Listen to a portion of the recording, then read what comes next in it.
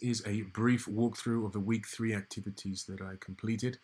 The VLE that I'm using is Google Classroom. This is one that my school uses, so that's the main reason I use it. But it's actually very easy to get the hang of it, and you have a lot of tools here, multimedia tools with which you can use it. The first one that we come to is Credully. This is um, the badge, the giving badge idea.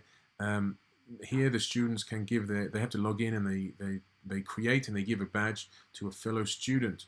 They can decide what badge they give to a fellow student. It can be a student who has surprised them with how well they did. It can be a student who has helped them a lot.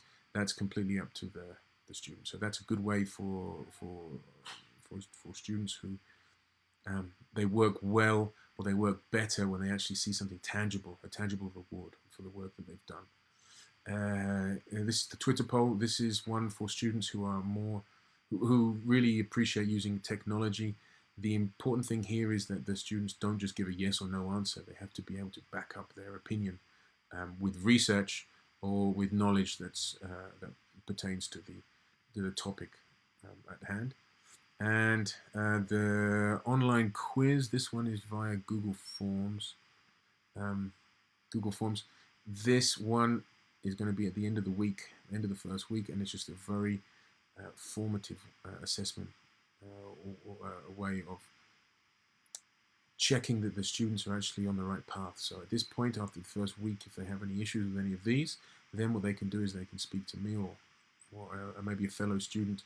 It's just a multiple choice, one answer, just to make sure that they are on the right track. And if they have any doubts at this moment, then it's a good way to kind of correct any mistakes that they are making. The Take It Further activity was actually a rubric that I created towards the end of the last academic year, using chemistry against the coronavirus. The minimum, if students want to get 60%, then they need to address these issues or these topics in the project that they had to do. That's for 60%. In order to get 70%, it ramps up a little bit in terms of the complexity of the answers or the points that they have to address. 80%, it gets a little bit more difficult, and then 90%, and then as you'd expect, in order to get 100%, this is really advanced stuff. So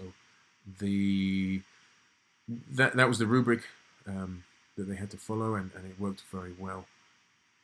I hope this has been a pretty clear explanation, and if you have any doubts, feel free to contact me.